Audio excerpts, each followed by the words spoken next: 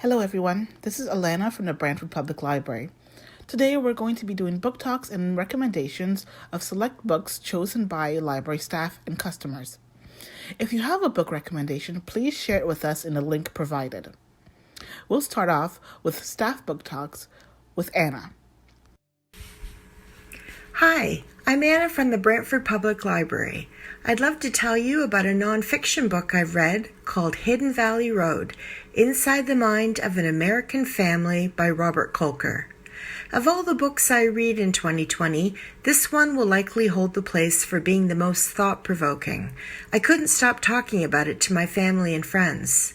The book focuses on the Galvin family, a well-ordered, high-achieving American family of 12 children who were born between 1945 and 1965. 10 boys in a row and 2 daughters at the end. As the family grows, we witness one boy after another develop schizophrenia until 6 of the 12 children are all struggling with this mental illness. Believe it or not, this is not the only challenge the Galvins end up facing.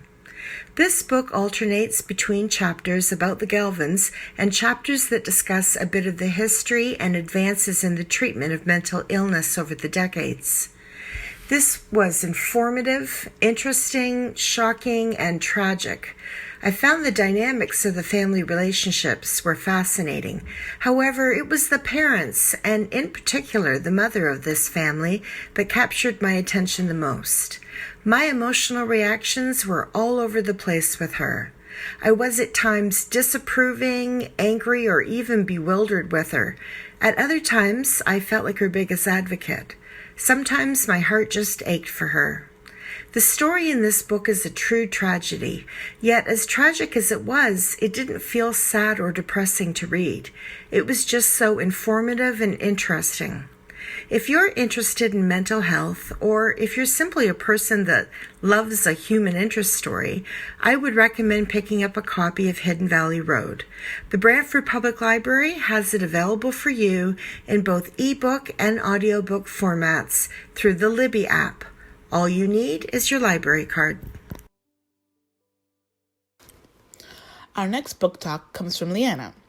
She has chosen the book Greenwood by Michael Christie. She says, "At the heart of this exquisitely detailed and breathtakingly gorgeous novel is a journal. I adore books about books, and Michael Christie's ambitious saga is no exception. I loved every moment of the Greenwood's history, beginning in 1934 up to the future date of 2038. That's 512 pages, or 15 hours if you're listening to the audio, that flash by for me in one glorious instant. This book will leave you feeling a sense of great loss, as all masterpieces do, because you will immediately miss its characters. However, you will feel grateful that the Greenwood's Family album and the text that bound them together was shared with you." Hello, this is Cassandra from the Brantford Public Library to talk about The Curious Charms of Arthur Pepper by Phaedra Patrick. This is a charming book that will appeal to readers looking for character-driven, feel-good stories. At the beginning of the book, we meet Arthur Pepper, who has been struggling, stuck in a rut since the death of his wife. He gets through the days by following a strict routine and goes to great lengths to avoid his neighbors' attempts at friendship. On the anniversary of his wife's death, he decides to sort through her belongings and discovers a charm bracelet that he doesn't recognize. It raises many questions for him about why she would keep this a secret.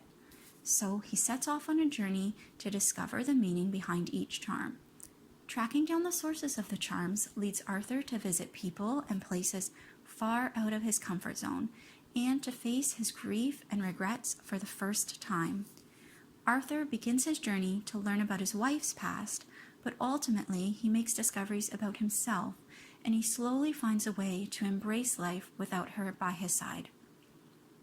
Some of Arthur's adventures are a little implausible, and the characters he encounters are quirky, offbeat, but very fun to read. I found Arthur to be quite endearing, and I was rooting for him along the way. This book is often compared to A Man Called Ove and The Unlikely Pilgrimage of Harold Fry, but I'd say, although the themes are similar, Arthur Pepper is a little lighter read with a touch more whimsy. It's worth giving it a try if that appeals to you.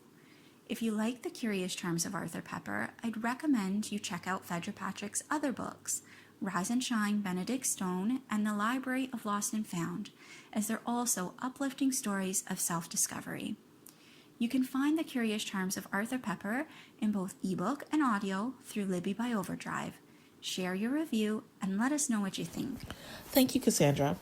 We're going to switch now to customer reviews and recommendations. Our first customer review comes from Chris, who recommends the book City of Thieves by David Benioff. He writes, I can't believe this hasn't turned into a movie. It's a World War II story based in Russia, written by the co-writer of the Game of Thrones television show. The writing is vivid and the characters are relatable. There are some laugh-out-loud moments and the writing is very descriptive. I listened to the audiobook, which is narrated by actor Ron Perlman. It was the most entertaining audiobook I've ever listened to. Thank you, Chris. This book is available as an audiobook through our Libby app and the Cloud Library. I know David Benioff is quite an accomplished author and screenplay writer. In addition to Game of Thrones, he's also known for writing the 2004 movie Troy, starring Brad Pitt, and co-writing the movie X-Men Origins Wolverine.